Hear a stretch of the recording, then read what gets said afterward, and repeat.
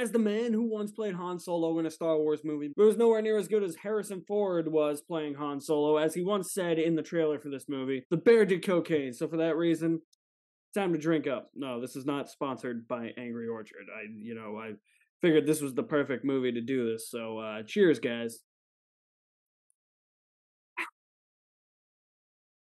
Nice new little friend here.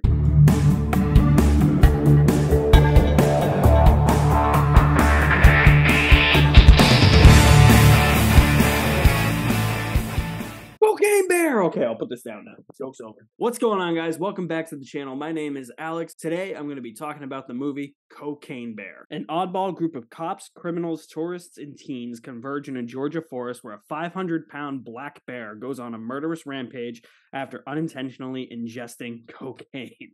This was on my radar for that very reason. Hollywood's been making these types of movies lately where you can just kind of turn your brain off and just have a good time with everything that you're watching. Movies last year like Bullet Train, Beast did this exact thing where Bullet Train definitely had more of a plot than Beast, but you could easily turn your brain off in Bullet Train and just sit back, enjoy the ride until the end of the line, no pun intended. And Beast was just there to watch Idris Elba fight a giant fucking lion. It was evil Simba on steroids, and here we go. Okay, and you know what?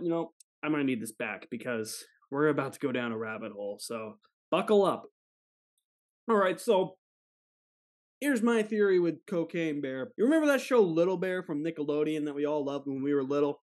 The whole thing is that I feel like this says that this movie is inspired by a true story. So I think in my head, at least in my head canon, that this is an extension of that show. No. Listen. Hear me out here, okay? Because Little Bear's life ended up being so screwed up and he got abandoned by his family and his friends, and then he just had to survive in the wild by himself, to the point where No Feet discovered the cocaine in this movie first, and then he died of the cocaine because he's a snake and he couldn't take it. So Little Bear tried to go and save No Feet, but then he unintentionally ingested the cocaine, and now it sent him on a murderous, violent rampage. Yeah, that's right. That's me fixing Winnie the Pooh Blood and Honey. Would have been a way better movie, so cheers, guys.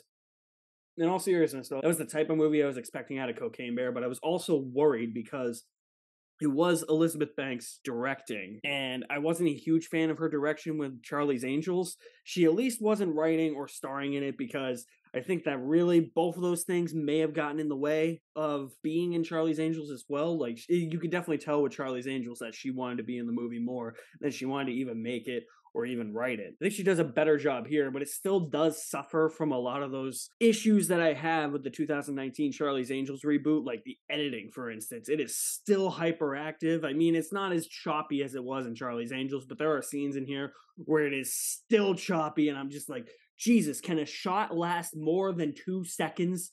Please stop cutting back and forth so much in this scene. Thank you very much. It was a couple of scenes that did that, and it really started to irritate me.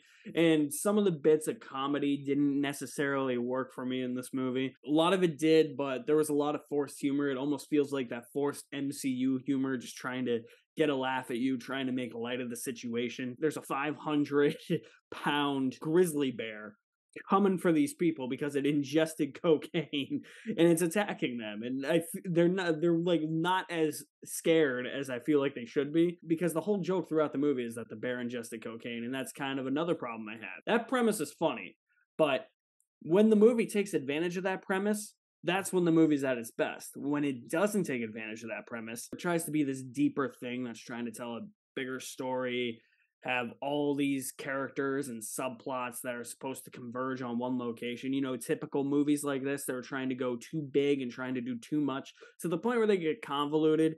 It's not convoluted here, but every time it cut back to Kerry Russell and the kids, I was bored out of my mind. I was like, get back to the bear killing people, please. That's what I came here to see. And even when the bear was killing people, some of the kills weren't as good as I was hoping they would be. There are some great ones in here. The funniest scenes in the movie were when the bear smelled the cocaine and it snorted the cocaine, and that's when it went on its murderous rampage. That's when I was having the most fun with the movie, and just watching the dire situations of people trying to figure out what to do in these situations. That was when it was the most entertaining. It wasn't as gory as I was expecting it to be. It's a bear mauling people, so you have to have a little bit of a level of restraint.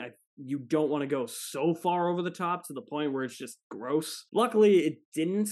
The limbs definitely fell off of people, which I was expecting, but it didn't do it in a grotesque way, which I was happy about. But those were the best kills, I feel like, and the kills didn't really get all that creative after that. When it did get creative with the kills, and when the bear was snoring cocaine, that's when I was enjoying it, kicking my feet up, having a good time, shoving the popcorn in my face, turning my brain off, and having an absolute good time. When it tries to actually tell a story, and it's flipping back and forth between various subplots, that's when it was starting to lose me. And I just said, this movie does not need this many characters, nor does it need this many subplots trying to converge on each other.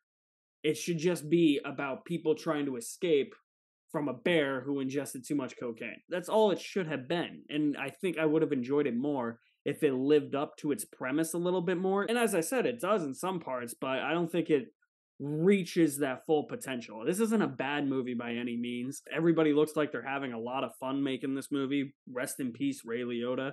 I thought that this was a solid final performance, but it felt like a typical character that he plays, and I kind of wish that he got to stay around long enough to play something else other than just another gangster or drug dealer. I did really like Ice Cube's son, O'Shea Jackson Jr. I thought he was really good. Alden Ehrenreich, I really want him to have another chance at Han Solo after this. I think he deserves it. He was by far bringing the most energy in this movie out of all the actors and actresses. He was the one bringing it. He really showed his acting chops with this. I want him, whether, I'm not saying, now am I saying I want a Solo 2? No, but I mean, if you do a Han Solo Disney Plus show, I'm all for bringing Alden Ehrenreich back. I think he deserves another shot to play Han Solo. Never be as good as Harrison Ford, though. Don't care what George Lucas says. Shot first. Cocaine Bear, it's a mixed bag. It's fun when it wants to be fun, but it's not fun when it actually is focusing on characters, subplots that don't involve the bear and involves more of the larger picture, if you know what I mean. Some of the jokes don't land, and sometimes there's editing in the action sequences that really gets in the way of being able to making the scene comprehensible. I enjoyed Cocaine Bear with just over half a bucket of popcorn. I think you can have enough fun.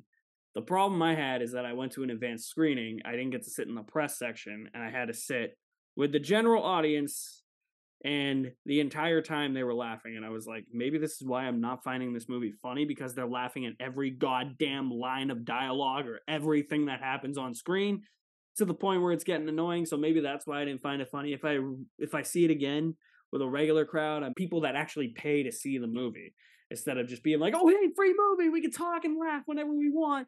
I wonder if it'll change my opinion on the movie, and I wonder if I'll have a little bit more fun watching it. But I felt like it didn't fully live up to the potential of its premise and the absurdity of its premise. But when it did, it was silly. I turned my brain off. I had some fun with it. Tonally, it kind of got away from that at times, and I wish it didn't. So if you have seen Cocaine Bear, let me know what you think about it. Drop me your comments on the movie in the comment section below. I'll leave my link to my website in the description below as well. You guys are the best. Thank you for watching. My name is Alex Madden, and I will see you at the movies somewhere.